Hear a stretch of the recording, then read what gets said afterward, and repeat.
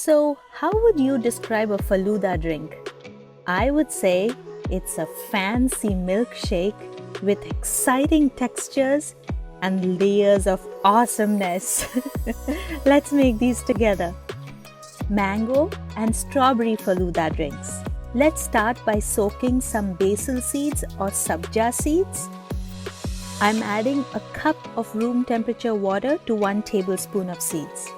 Set that aside to bloom. Next, I have some pre-made Falooda safe that I broke in 1-inch pieces.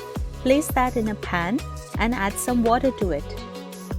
Next, just boil it for 2 to 3 minutes and strain it. Once you strained it, you can put it in a bowl of cold water so that they don't clump together. I'm using nice tall glasses to make my drink so that I can see all the layers and drink more. For the strawberry Falooda, let's start with a base layer of rose syrup. About 3 to 4 tablespoons should be good enough. I find that the taste of rose syrup and strawberry complement each other beautifully. And for the mango Falooda, we are going to use a base layer of fresh mango puree. What can be better, right? Next, a layer of fresh fruit and a layer of mango fruit. Let's add in a layer of soaked basil seeds or Sabja seeds next. These add a fun texture to the milkshake. How do I describe this? It's like a kitch feeling in your mouth. I love to top up the basil seeds with some honey. Not only does it make the basil seeds nice and sweet, if the honey is thick enough, it makes small little jelly-like particles in the drink. Next, let's add in the Falooda save. These are like thin noodles that are made of cornstarch. They add a delicate texture to the drink. My daughter calls them fairy noodles. Let's top it with another layer of fresh fruit. If you coat strawberry pieces with sugar and let them sit for 10 to 15 minutes, they become juicy and delicious. Do that. And a good mango, of course, doesn't need any help.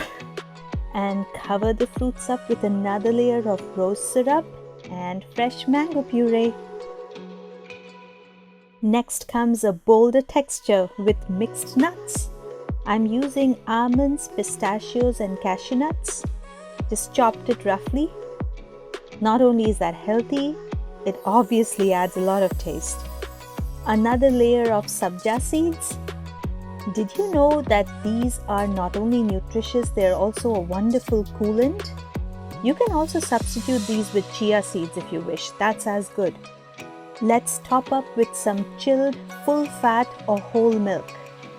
Not only is this milkshake refreshing, it can also be a meal by itself. It's pretty heavy.